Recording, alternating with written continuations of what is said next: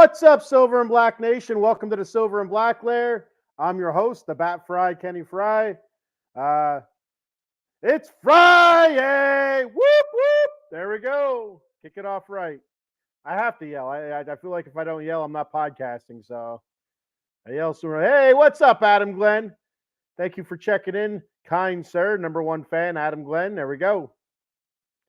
Hope you're doing well, buddy. Friday, it's a work weekend for me, so might as well be freaking Monday, right? So I hope everybody's having a good day so far. Work week's almost over for most of you. For the ones that will be sloshing through the weekend like me, slugging through the weekend like me, sucks to be us. All right, anyway, let's kick this off right. Let's just get to it so I can go to bed. Cliff Kingsbury, new OC. Not a done deal yet. So I've learned, especially being a Mets fan with the whole Carlos Correa thing that happened last year, 2 years ago, whatever it was now. It feels like 10 years ago, to be honest with you. Where the Mets, signed Carlos Correa. He was a done deal. People are buying Carlos Correa jerseys, and not so fast, my friend. In the words of the great Lee Corso. Not so fast, my friends. Failing the physical, and the Mets pretty much rescinded the contract, or they tried to give him a lesser contract. He refused, and he went on his merry way and back to Minnesota. So it's not a done deal till it's a done deal. Whether it's coach or player. As soon as I can see that breaking news come through on my phone from CBS Sports or ESPN saying Cliff Kingsbury is the new offensive coordinator of the Las Vegas Raiders, then I will believe that Cliff Kingsbury is the new offensive coordinator of the Las Vegas Raiders. Until then, it's speculation, it's rumor. It was reported by Adam Schefter. That is a very reputable source. I don't even know if he's the one that puts the news out there. I don't know if he's actually a source. He gets it from the source. I don't know. Whatever you call it. But, he's the one that was reporting that Cliff Kingsbury was going to be the Raiders' next OC. And from some of the podcasts that I was listening to, especially Locked On Raiders with Q, it sounds like he's going to be the next OC. They're just working out the details and stuff. So, just when it's official, it's official. It's not official yet. So I'm not going to hop into it right away and be all excited and what kind of offense we're going to have or anything like that. I'll still talk about it, but I won't be settled into it until it's actually official. Adam wants to know, why didn't they hire Lewis? They did hire Lewis. He's the assistant head coach, or the assistant to the head coach, assistant head coach, however you want to look at it. So the way I take that, basically, he's kind of mentoring Antonio Pierce. That's how I take it, to be honest with you, Adam. He's hired to be a kind of a mentor to help Antonio Pierce through some growing pains as a first-time legitimate head coach. And we've seen those growing pains this past season with the Raiders. Poor clock management. A couple times calling for the challenge flag when once or twice actually when you weren't allowed to, so we ended up taking a penalty for it. But also challenging plays that were obviously we were not going to win. So it's stuff like that. So I think it's good to have somebody like Marvin Lewis around. And also like you say here, Adam, again, coach in waiting. Yeah, if something were to happen, if he just super tanks over the next season or two, you do have Marvin Lewis there to kind of fall into that spot as an experienced head coach. And even Cliff Kingsbury. Cliff Kingsbury is a former head coach, so he does have experience, whether it's good or bad. He did take the Cardinals to the playoffs in 11-6 the one season. I don't know if it's 2021 or I think it was 2021. And so it's not,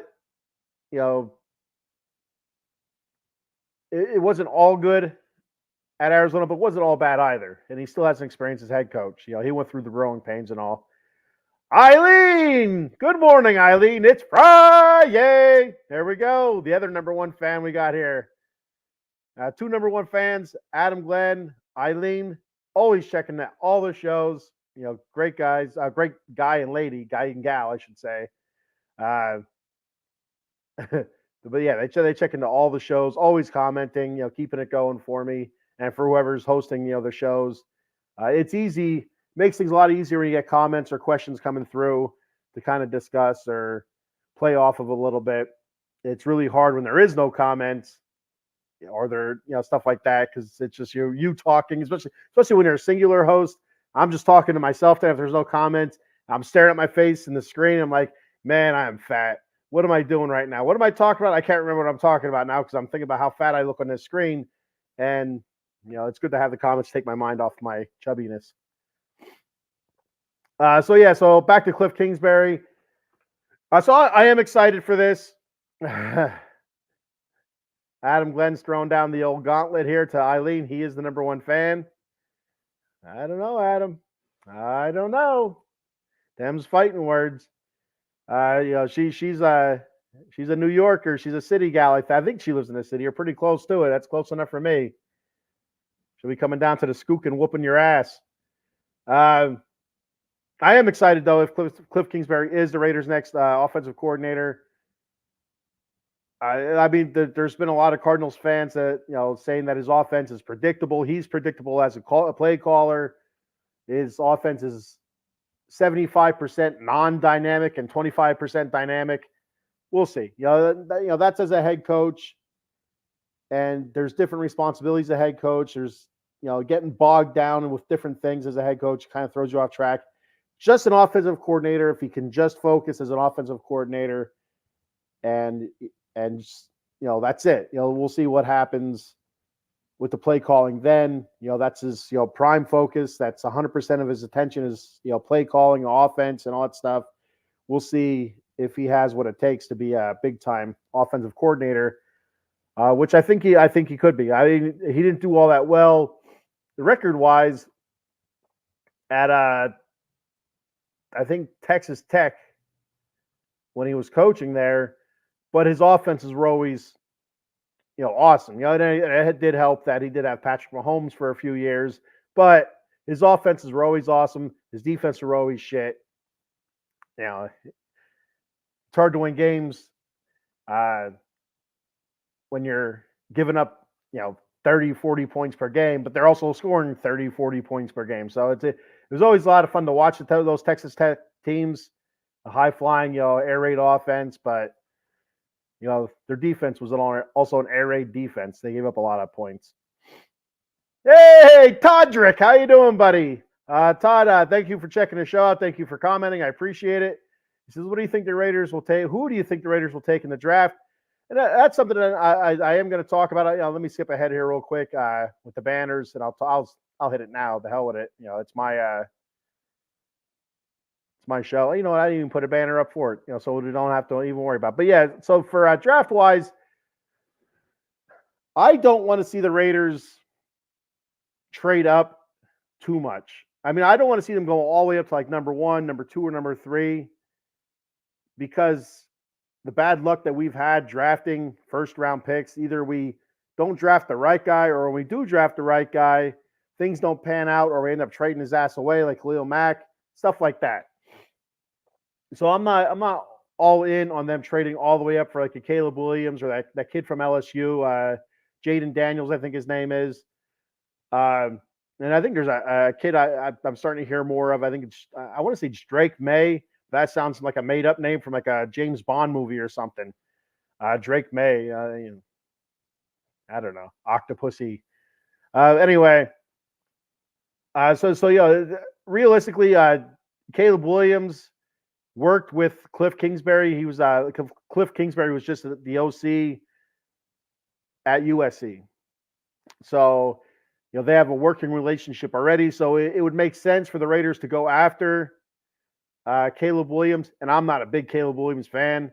I think the kid's a douchebag, to be honest with you. But then again, that could be all like media, driven type stuff. Like the stuff that's been put out there that he's demanded and said already, and he's not even in the NFL. You know, that could be overblown. I don't know.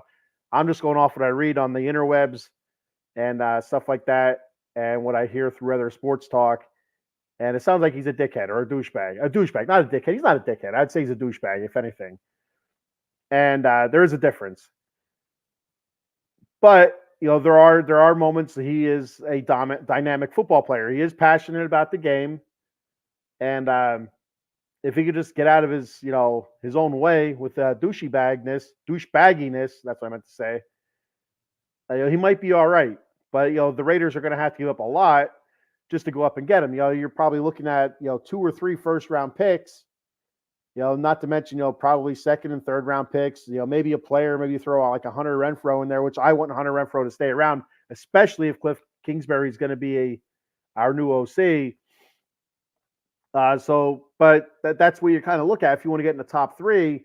And hearing reports, the Bears are really taking a long look at Caleb Williams. Does that mean they trade Justin Fields away? And I want no parts of Justin Fields.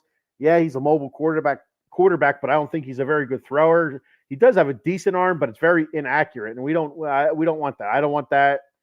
I'd rather have a statue back there with an accurate arm than somebody running around with their hair on fire that throws it willy-nilly everywhere. And kind of like Jamarcus Russell almost. Jamarcus Russell wasn't really all that mobile, but he just kind of threw it wherever the hell he wanted to. So Caleb Williams is a thought. Again, they have to give up a lot. And there's Bo Nix. That's the other one that intrigues me. Penix makes me nervous with his injury history. But he's super accurate passer, good arm.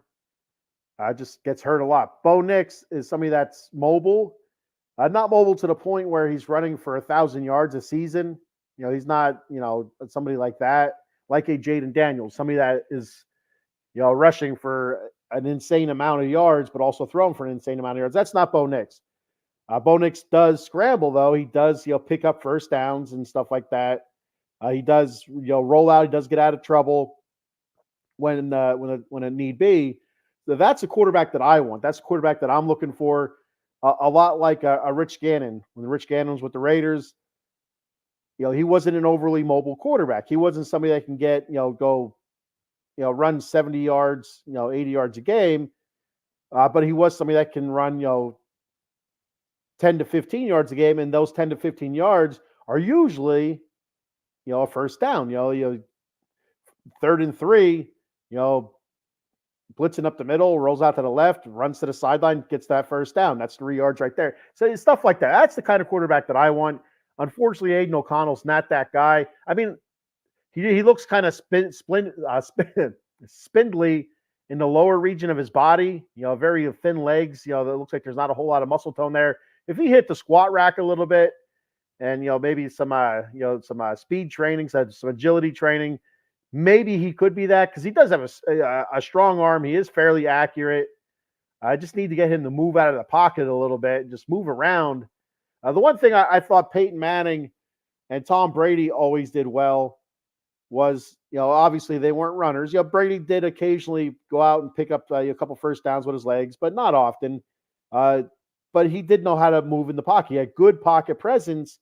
He knew when to step up, go left, go right, stuff like that. Peyton Manning, I always hated watching Peyton Manning take a sack. He'll usually just fall over in the fetal position and that'd be it. Instead of, maybe getting rid of the ball or maybe trying to step to the side. But there were times where he's back there. The feet, Peyton Manning's feet were always going. And, I felt like he always had good pocket presence where he did step up very well, did move around. The kid that was after Peyton Manning in Indianapolis, what the hell was his name? I can't think of it right now. I could see his face. I could definitely hear his voice. But that's a guy, great arm, accurate, but he also got out of the pocket and ran, and he ran hard, which is probably why he isn't playing anymore in the NFL due to injuries and I think neck injuries and stuff like that. I can't think of what the hell his name is right now.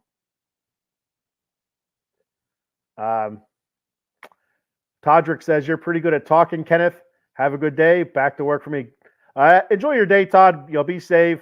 Thank you for checking it out. I'll see you Saturday morning at the basketball game, buddy. Todd, good dude, good friend of mine who used to work together at my old job, at his old job also, for quite a few years, and now our daughters play on the same basketball team. So rekindled that friendship like that. So yeah, so that's my thought on that. So if the Raiders were going for Bo Nix, I think they'd probably have to jump the Broncos though. The Raiders sitting at 13, Broncos I believe sitting at 12. I'm not sure. I'd have to go back and look at the draft. It's something I'll do as the draft gets a little bit closer. I'll look at the draft a little bit better, and but I think the Raiders would probably have to jump at least the Broncos if they're looking at Bo Nix or a Penix, because I think the Broncos, if they decide to get rid of Russell Wilson, are definitely going to pick a quarterback. Then it's a decent draft for quarterbacks. There's a decent handful of quarterbacks that appear like they can be difference makers in a franchise. I'm not going to say that they're going to be franchise quarterbacks, but you don't always need a franchise quarterback. You just need a quarterback that's good enough, serviceable enough, good enough to make plays when needed and not mistakes to win games. You don't always need that, world beater. So, a la, Brock Purdy, it's like that. He's not somebody that you like, oh, he's an elite quarterback. He's a franchise quarterback. He's a very good quarterback that's leading his franchise to the Super Bowl, by making good plays when needed. He's surrounded by good players. Now, but you look at Patrick Mahomes, that's where you see an elite quarterback, a franchise quarterback. So you can kind of see the difference there, at least in my eyes, at least the way I'm saying it. It makes sense. So back to Cliff Kingsbury. His record with the Cardinals as a head coach, 28, 37, and 1. He was 11-6 in 2001, went to the playoffs, was knocked out in the wild card round. His 4 seasons with the Cardinals, and this is the one thing, a misconception about the air raid offense, is it's pass heavy and they don't run the ball. They don't really look at the running back. And that's what I thought also. I thought, like, Jesus Christ, so there goes Josh Jacobs. He's gone. We're not going to have any running backs. But it's actually relies on their run very much, which I didn't realize until I started, listening to a couple of podcasts talking about him, and they were talking about like how James Conner had really big seasons under Cliff Kingsbury as a running back, rushing the ball and catching the ball. I'm like, you know what, you're right. I remember James Conner having some really decent years when he left Pittsburgh with Arizona. So I looked at it a little bit further. I think there was a Sports Illustrated article on it. And the 4 seasons at Arizona, the rushing offense, the first season finished 16th. Second season, 13th. Or no, I'm sorry, this is offense. I'll get to the rushing in a second. The offense finished 16th of his first season, 13th his second season, 11th third season, and 21st his fourth season in scoring. That's in offensive scoring. Rushing in 2020, they ran the ball the 6th most in the league, which is really, that's a lot.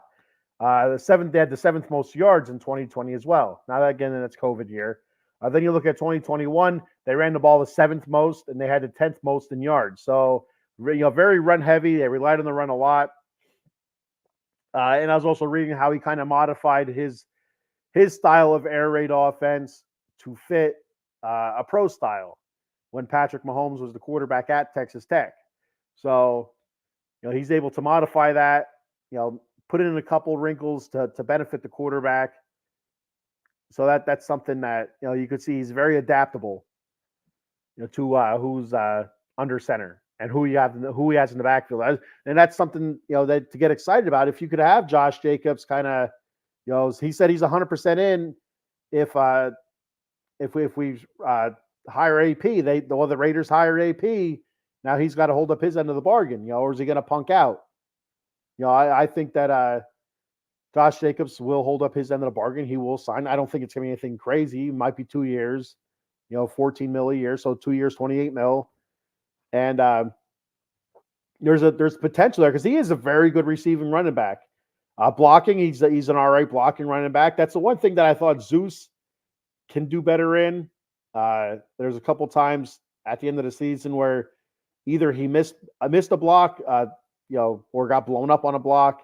And Zeus is a big dude, so when I say big, I mean thick. He got arms bigger than my head.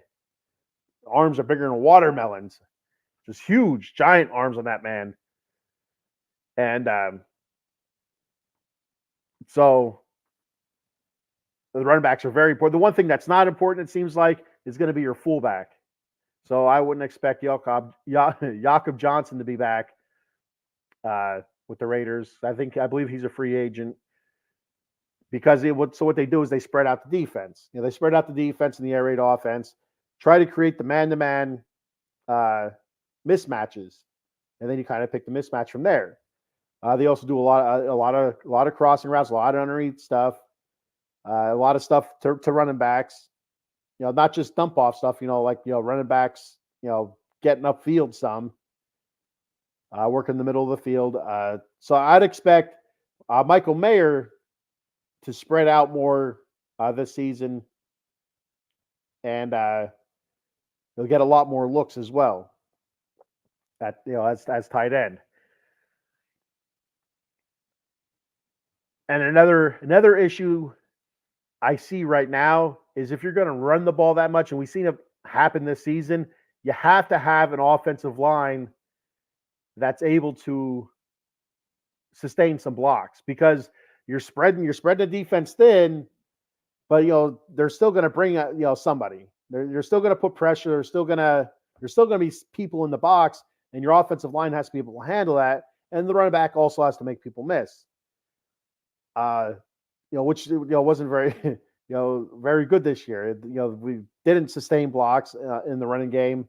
There occasionally we did. Occasionally it looked good. It looked like the running game of 2022. But for the most part, the most season, it was really tough sledding for Josh Jacobs. Zamir White, when he finished the season, I thought our offensive line looked pretty decent.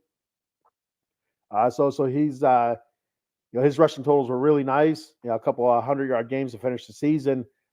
But even before that, it was tough sledding for Zamir White, tough sledding for Josh Jacobs, and it was mostly due to the offensive line being stood up at the point of attack, and there was times where the ball's getting handed to Josh Jacobs and he's already getting hit. He has nowhere to go, or he takes a step or two up, a yard or two behind the line of scrimmage, and he's getting hit. There's nothing you can do. There's no way to make anybody miss. There's no way to power through a tackle. You're just toast. I mean, you're as soon as you get the ball, you try to get any sort of momentum, you're being hit. So they have to retool their offensive line, which I've talked about, I think the last 2 episodes actually, about what I could see them doing. And that's the one thing about that, going back to the draft, I could also see them with that first pick, if they decide to go through free agency or trade in quarterback, going offensive line with their first pick. So that's kind of where I'd like to see him go. If they don't go quarterback, is offensive line. And then after that, maybe look defense, try to solidify that defensive backfield, decide what we're going to do with Amik Robertson and guys like that. I think Amik Robertson's a free agent. I can't remember who else is a free agent in the defensive backfield. I'm not sure if there's anybody else of note, but I know Amik Robertson definitely is. And I think they should bring Amik back. When will the Raiders trade Adams to the Jets? It's not going to happen, Adam. If it does happen, it ain't going to happen this season. I could see it happening if everything goes to shit. This doesn't work out. I could see them trading Adams maybe next year or the year after. To the Jets, I don't know, but I think this is.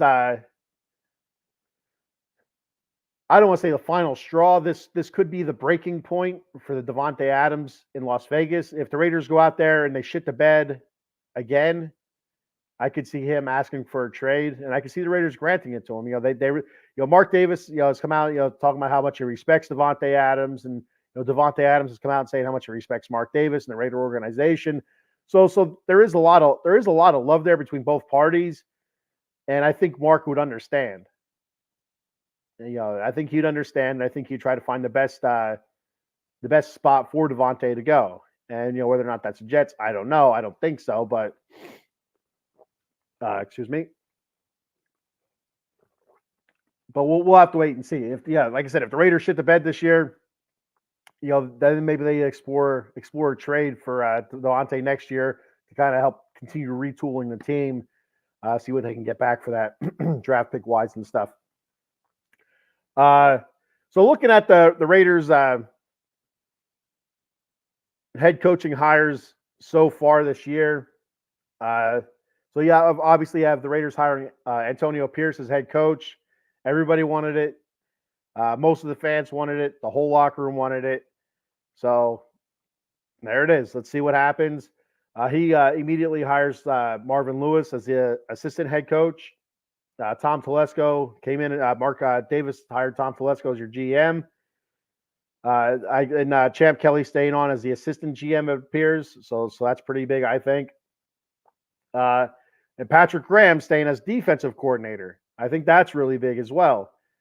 So we'll see. Because there's no other. I think all the head coaching vacancies are now filled, so there's nowhere for him to go. And the Raiders aren't going to let him go to another team as a defensive coordinator. So it looks like he's pretty well. I don't want to say stuck, because I feel like he and AP respect each other, professionally and personally. So it's not like it's I'm stuck with this, this clown or whatever. I think they get along well. I think they work together well, and we'll see. Because Patrick Graham's the one that brought Antonio Pierce onto into the silver and black, as a linebackers coach. And now Cliff Kingsbury as a potential offensive coordinator. Like he said, it's not official yet. It sounds like it's like 95% there. So I would expect maybe later today, for word to come down that it is official. Checking my phone for any updates, any breaking news now. Nope. Just the Baltimore Orioles trading for what's his name from Milwaukee. That's the only breaking news I have on my phone right now. So that's the Raiders coaching hires so far. Looking good so far. I like where they're going with it. But we'll see. Continue hiring and continue building that staff. That's all I have on the Raiders for today. I'm going to transition over to the LA Kings. But still, if you have any questions or any comments about the Raiders or anything else, just shoot them out there, and I'll gladly talk about them. I'm not opposed to hopping around. I will go wherever the comments take me to. All right. Let's do this here. There we go. Shine it. Put a little bit of white there. How about that? Does that look white? It looks white to me, I think. Does that look white? Is that white? That's white. That's white. It's white enough. Anyway, LA Kings. Oh man, what a terrible January. Oh my goodness. And I talked about it back in December, the last week of December. I said, looking ahead to January, it's going to be ugly. They play a lot of really, really good teams. They play top teams in the league, or teams that are all in playoff races or in the playoffs if it was to end today. And yeah, it didn't go well. 3 wins in January, I believe, and that's it. 3 wins out of 15 games. I think they had 4 or 5 overtime losses through the month of January. It's just really, really bad. I mean, and it doesn't help at all that the Edmonton Oilers just blew past them. Oilers on a 16-game win streak right now, and the Oilers are so freaking talented, and it pisses me off. You can see it coming a mile away.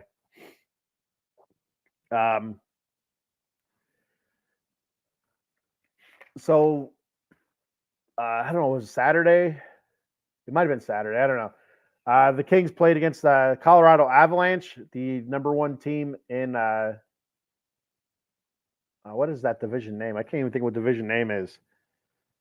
The Kings are the Pacific. Maybe it's the Mountain. I don't know. I'm going to look it up here real quick, though, so I don't sound like too much of an idiot. Pacific, the divisions here. So we got the Atlantic, Metropolitan, Central.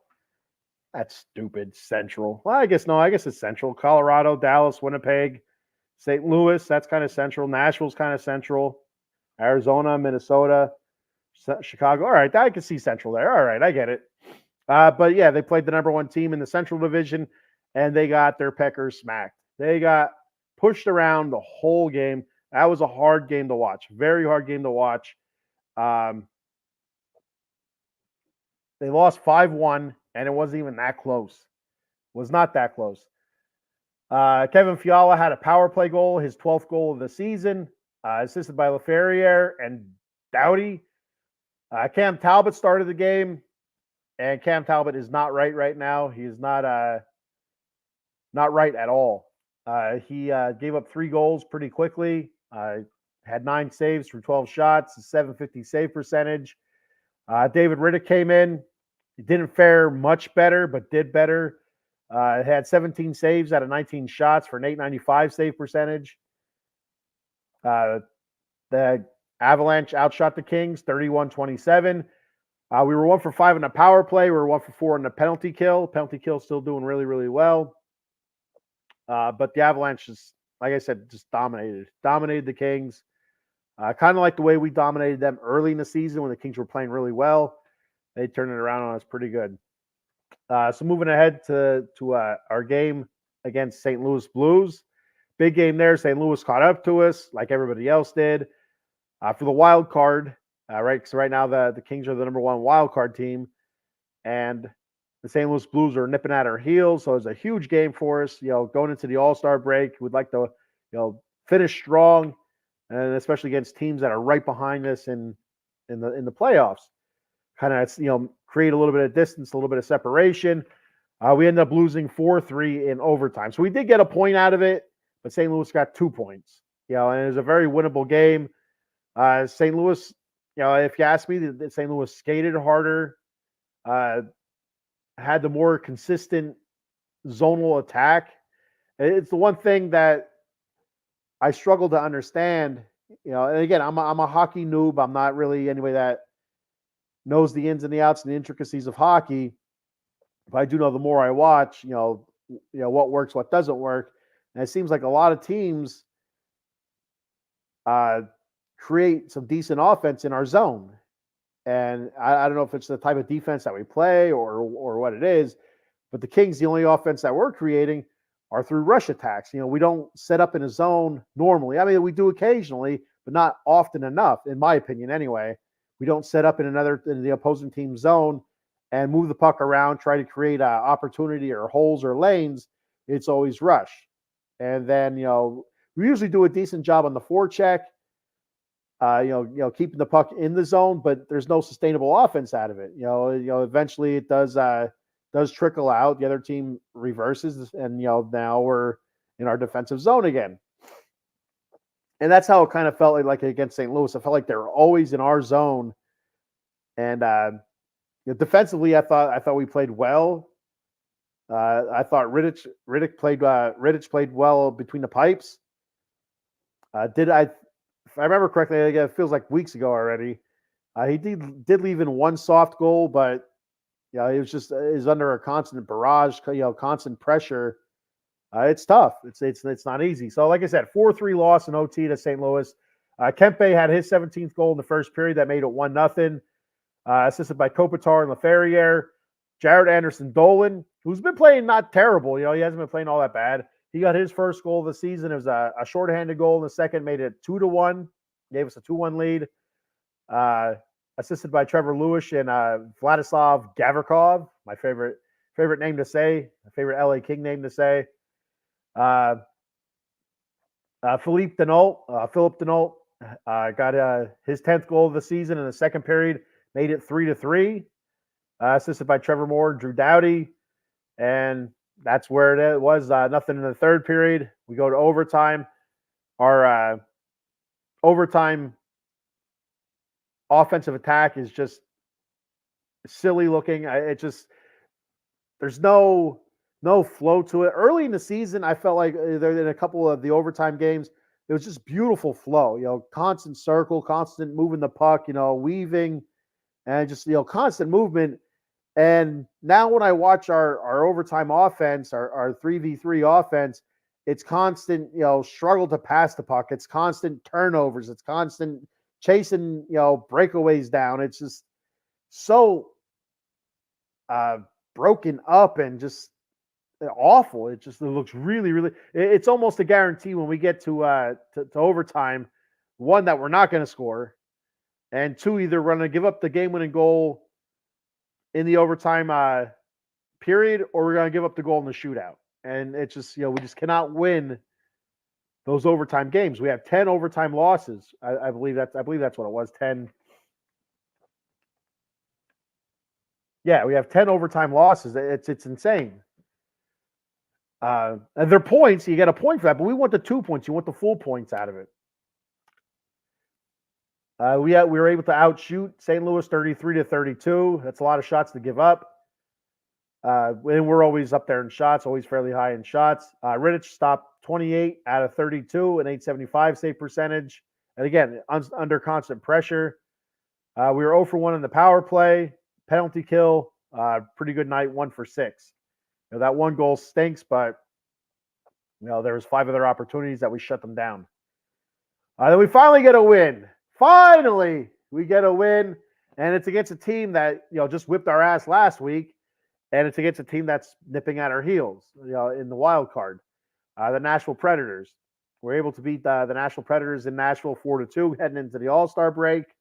Huge game, and I don't feel good about the win. I felt like I don't want to say we were dominated, but they hit the post on shots, like 4 separate times. 4 separate times they're a half inch from scoring goals. So, I mean, the post is the goalie's best friend, but holy crap, is the pings. Every time they shot, it was ping. The puck would go flying. It's unbelievable. But Rittich had a huge night. Terrific night between the net. A lot of great saves, and like I said, using the post very well. Cutting down those angles, not giving a whole lot of room to shoot for the opposing team. We got a comment here. Let me hit that up. Yes, finally, get a win there. It was Eileen. I don't know if you're a hockey fan or not, or if you follow sport at all. Like I said, I follow the Kings. I'm not into the whole NHL. I'd like to follow more of the whole NHL, but not quite there yet. But I follow the Kings very closely, and it's been a struggle. It's been a huge struggle. So disappointing from the way it started to where it's at now. It's been bad. So Grunstrom, he was able to get a goal. His 8th of the season, unassisted, first period, made it 1-0. And then Alex Turcotte, the rookie, he was able to get his first NHL goal. As in the second period, gave us a 2-0 lead. It's significant because he was a first-round pick a few years ago, and so high on the kid, and injury after injury after injury, setbacks. It was great to see him up, and it was great to see him finally get a goal. He's probably just going to get sent back down, but it is what it is. That's the life of the minor league hockey player, and all the weird ass rules that the NHL has for bringing guys up and sending them down. He's still under the umbrella where the Kings can call him up and send him down. I believe, if I'm correct in this, they can call him up and send him down as much as they want without having him to go through waivers. Now, one of the Kings rookies, I can't think of his first name right now, but his last name is Foggy Mo. So I'm just going to call him Foggy Mo because that's a lot of fun to say. It's like a little pet squirrel or something. Hey, come here, Foggy Mo. Want a nut? So he's a guy that the Kings don't have that luxury with because he's past the rookie years. I don't know if, through the AHL, the AHL, and which I think is 4, but I could be wrong. And so earlier in the season, I think before the season started, they sent him down, went through waivers, and he was picked up by, I want to say, Nashville. He didn't make his way back to the Kings, but then the Nashville Predators, I think it was Nashville, ended up releasing him, and the Kings were able to get him back that way. And Foggy Mo is the guy that's been playing terrific down in the AHL for the Ontario Reign. Jeez, I spaced on that. I want to say the Quebec Nordiques, but I'm like, it's not the goddamn Quebec Nordiques. What's the matter with you, Fry? The Ontario Reign. So Foggy Mo, having a terrific year down in AHL. Turcotte finally looks like he's getting healthy. Hopefully, he can stay that way. And the future may look bright. And there, also could be trade pieces there too. So the Kings are kind of cap strapped, and they got to use what they can use. So Turcotte got his first goal, gave the Kings a 2-0 lead in the second. I was assisted by Trevor Moore and Jordan Spence. Trevor Lewis, we have a Trevor Lewis sighting. Two-time Stanley Cup winner with the Kings. He scored a goal, his 6th of the season, made it 3-1 Kings. I think that was also in the second period. Assisted by Quentin Byfield and Alex Turcotte. So Turcotte gets his first 2 points as I don't know, is that his first assist? I don't know. But he also gets an assist in this game. And Quentin Byfield has missed the last 2 games against the Avalanche and the Blues due to illness. So it's great to see Byfield back. He's having a terrific season so far. We need his presence there on that first line or wherever they put him. Just need his presence on the ice. Then Kevin Fiala added an empty net goal, his 13th of the season, assisted by Philip Denault and Mikey Anderson, and that made the final 4-2. Real quick about Fiala. I'm a huge Kevin Fiala fan. I love his offense. I love the way he can create, his speed, his aggressiveness. But he does take a lot of dumb penalties. And I heard that on the Locked On Kings podcast, and I'm thinking, what do you mean dumb penalties? Like, I never really noticed. But ever since I heard that in the beginning of the season, I've been watching, and it seems like, if not once a game, once every other game, it seems like he just does something really stupid. And it's like, why in the hell did he do that? And he ends up in the box or turning the ball over or turning the puck over. And it makes you scratch your head. Well, against the Blues, Todd McClellan ended up benching Kevin Fiala, one of your best offensive players. At the end of the third period, he turned the puck over, and I believe this is all the same sequence. He turned the puck over, got pissed, and he ended up slashing or tripping a Blue, which led to a power play. I don't remember if that led to the power play goal that tied the game or not. Or they gave them the lead. I think it gave them the lead, 3-2. I could be wrong about that. I'm not sure. But yeah, it created a power play opportunity for the other team, which is a stupid penalty. It's stupid. Instead of busting your ass, getting back on defense, turning around, slashing or tripping, whatever it was. So he went to the box. He served his 2 minutes, and then he got pulled to the bench, and he ended up sitting the rest of the third period and the overtime period, which wasn't a long period, because the Blues ended up scoring and beating the Kings, but still, he got benched, and you can see some players come up talking to him, and you kind of like, yeah, I'm cool, it'll be all right type of thing. But hopefully he gets the hit in here. Like, there's so much talent there, and I just hate seeing, the people are, the fans are starting to turn on him, and I'm not. I like Fiala. And I like playing him in my NHL 21 game. I play my PlayStation 4 after work to kind of keep me awake. And I use Kevin Fiala a lot. He does very well for me. So also in this game, David Rittich had 40 saves out of 42 shots for a .952 save percentage. Like I said, terrific game. The Nashville Predators outshot the Kings. I've never seen a disparity like this, 42-24. So that's crazy. The power play, we're 0 for 1 again. Penalty kill, we were able to shut the Predators out 0 for 4. So good game. Good way to head into the All-Star break. You'll hopefully shake off some of that stink that's all over us right now, and kind of wash off it. Get the hose and pressure washer and get that shit off. Got Stacy Northup checking in. What's up, Stacy? Thank you for checking the show out, and thank you for commenting. Stacy's co-host from the Big Blue Power Hour, New York Giants show that we do here on Out of the Box Sports Entertainment, Facebook, YouTube, Twitter, Twitch. Like, follow, subscribe. We're also on TikTok and the Instagram. So the 3 stars of the week.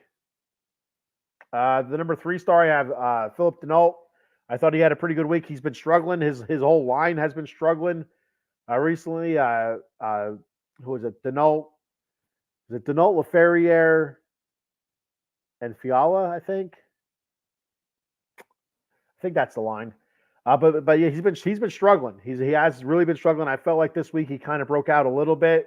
He had a goal and assist, and some pretty good opportunities, and he's been creating and stuff. So I feel like Philip Denault had a pretty good week. Number 2 star, David Rittich, one win, no losses, 1 overtime loss. Stopped 85 out of 93 shots for a .913 save percentage, which isn't bad, and a 2.66 goals against average, which is that's winning hockey. You can't expect too much more from your goalie, especially somebody like Rittich, was started down with the Ontario Reign, started in the AHL this season. Then that injury to Phoenix Copley brings him up, and kind of like, what are we going to get out of him? And here he is looking like he's our best goalie right now. So the number 1 star of the week, I have Alex Turcotte for getting his first goal of his NHL career, and the first, and also an assist. So he had 2 points this week. Just huge. I'm happy for him. Hopefully, like all those injuries are behind him now, and he can go on and have a really good career, hopefully with the LA Kings. I'll also give a shout out to Drew Doughty. He had a couple points this week. Trevor Moore as well, and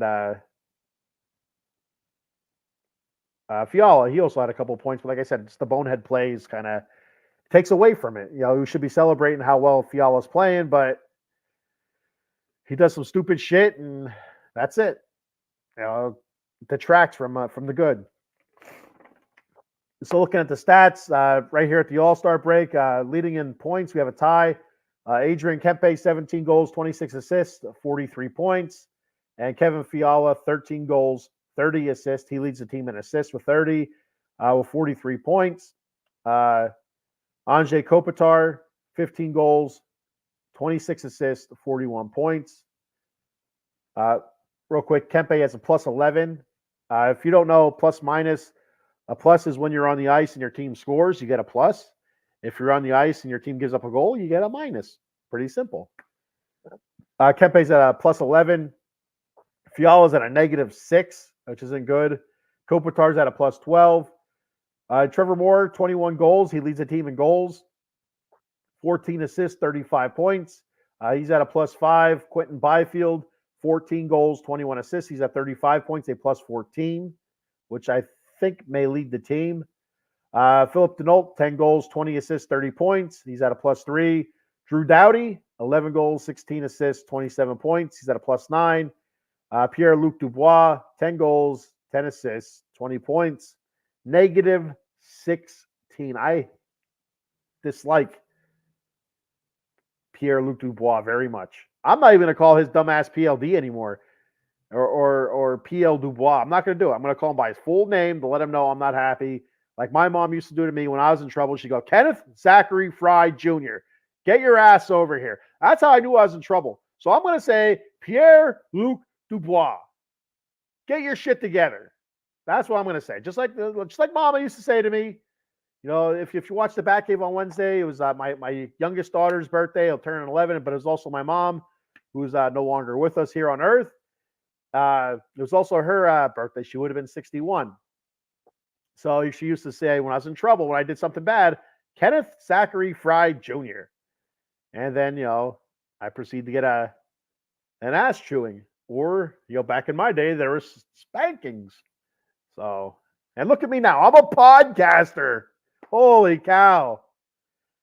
I'm not like a serial killer or anything like that. Anyway, but yeah, Pierre-Luc Dubois, get your shit together. That's all I'm going to say. I'm not going to spank him or nothing like that. He'd probably kick my ass, but he's an athlete. I'm not anymore. somewhere under this, there's an athlete. I know there is. Looking at the goalies, Cam Talbot, our lone all-star, and that's another thing I don't understand. The dude's been playing so bad the whole month of January in goal, and he's still our only all-star because they picked this. Each team at the NHL picked, or if it's the players picked one player from each team to represent their team in the All-Star game, and then they fill out the rosters after that. Well, Cam Talbot was our one All-Star that was picked, and he's not very good. He's not doing very good at all.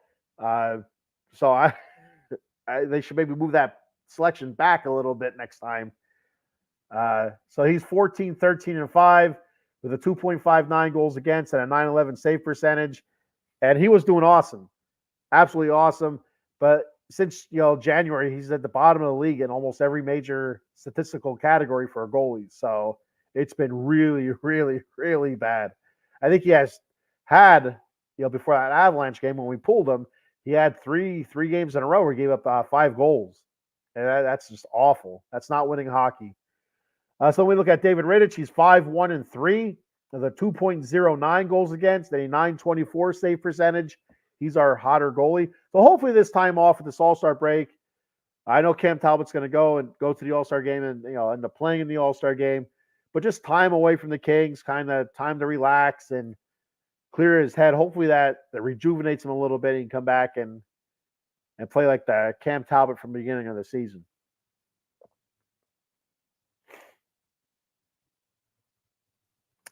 Eileen says, way to go, Mama Fry, raising a good son. Yeah. Yeah, that's me. Good son. All right. Let's move on to the standings here. So looking at the Pacific Division, it's being led by the Vancouver Canucks. 33-11-5, 33 wins, 11 losses, 5 overtime losses, 71 points. Vegas Golden Knights, 29-15-6, 64 points. The Edmonton Oilers, 29-15-1, 59 points. They have a 16-game winning streak. So just think about that, 16 games. So that means at one point they were 13-15-1. Now they have a 16-game win streak and they're 29-15. That's unbelievable. Unbelievable. So that's the top three. The top 3 spots in each division are automatic playoff berths. And then there's everybody else is fighting for 2 wildcard spots. So your top 3 in the Pacific right now are Vancouver, Vegas, and Edmonton. The Kings are sitting there at number 4, 23-15-10 with 56 points. And Seattle Kraken are a little bit behind right now, 21-19-10, 52 points. Looking at the West overall, Vancouver leads the West with 71 points. And you have Colorado, 32-14-3 with 67 points. And you have Dallas, 30-13-6, 66 points. The Winnipeg Jets, 30-12-5, 65 points. Those are your top 3 in the Central Division. Then you have the Vegas Golden Knights, 64 points. Edmonton, 59 points. LA, 56. Then St. Louis, 26-21-2 with 54 points. Nashville, 26-23-2, 54 points. And Seattle, 21-19-10. So if the playoffs were to start right now, the Kings would be the number 1 wild card team, and this is how it would match out. The Vancouver would be your 1 seed. They'd be playing the 8 seed St. Louis Blues. Right now, with points, they're tied with Nashville, but they have, with tiebreaker stuff, they are ahead right now. So I'll make them the 8 seed. So Vancouver would play Seattle. Colorado would play Los Angeles Kings. Dallas would play Edmonton. That'd be your 3-6 matchup, and your 4-5 would be the Winnipeg Jets and Vegas Golden Knights. Pretty solid playoff games there, if you ask me. So, I mean, Winnipeg, Vegas, Dallas, Edmonton is some really good teams. They're really good games that would be. So that's actually kind of exciting to see playoffs. I forgot to switch to the playoffs. That's my what was his name? He was just in a brand new commercial. I can't think of his name right now. Jim.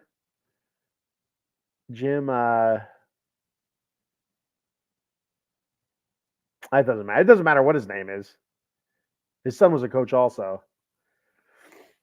So last topic for the today before I get the heck out of here. The good, bad, and the ugly for not really the first half. The halfway mark has been a couple weeks ago, but for the first half before the All-Star break, the good, bad, the ugly. The good, our penalty kill. Our penalty kill has been awesome. That was one of the things that really hurt us last season. If you go back and look at the playoffs against the Edmonton Oilers, they destroyed us whenever they were on the power play. Our penalty kill could not stop them.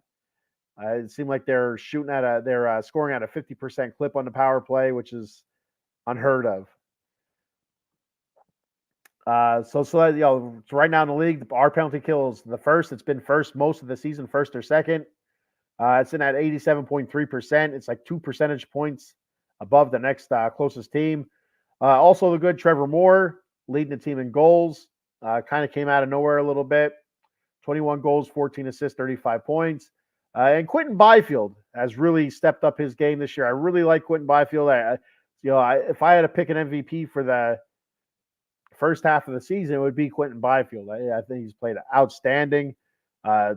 Really good presence on the ice when he's out there, flying around, using his big body when needed, using finesse when needed.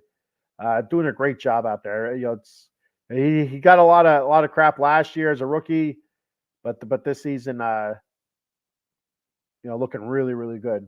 14 goals, 21 points, 21 assists, 35 points. The bad, our power play, which was our good last year. We were near the tops of the league in power play. Right now, we're sitting in the middle at 21.2%. We're 16th in the league. It's just not, for some reason, it's not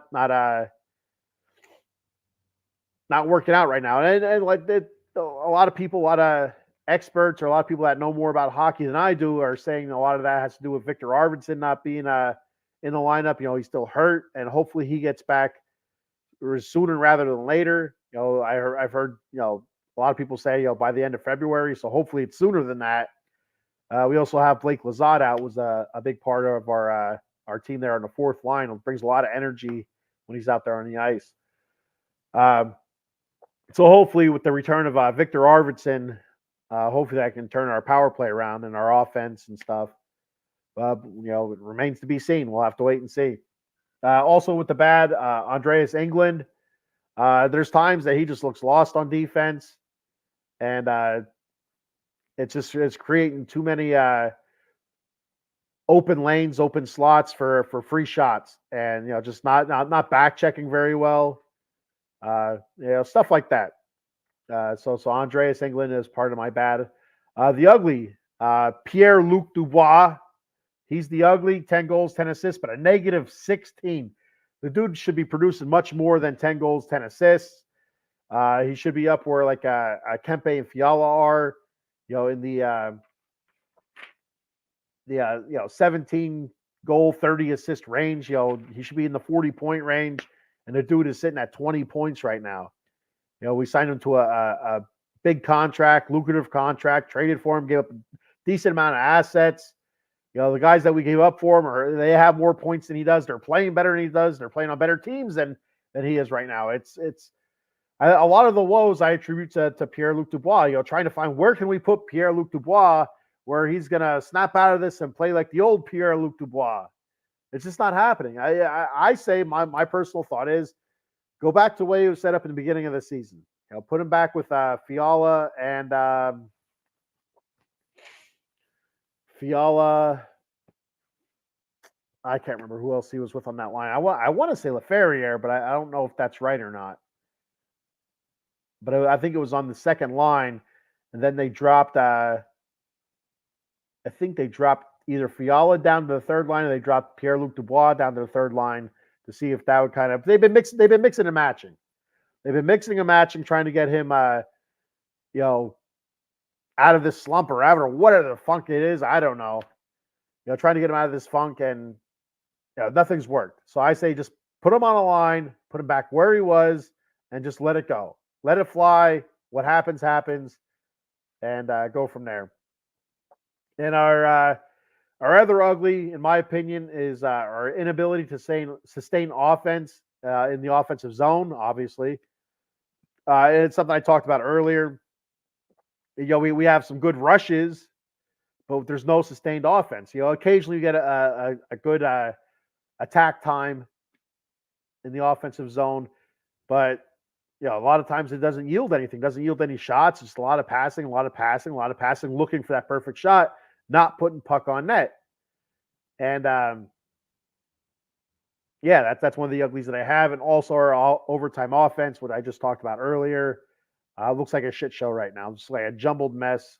And we're at the beginning of the season. It was beautiful. It's like a work of art. It was awesome. So those are my uglies for the first half of the season. Nose is stuffing now because I'm talking too much. So before I get out of here, I'm going to go ahead and do our sponsor reads. Let me get that off of there. Let me get this off of there. Jason Fine, attorney Big Al.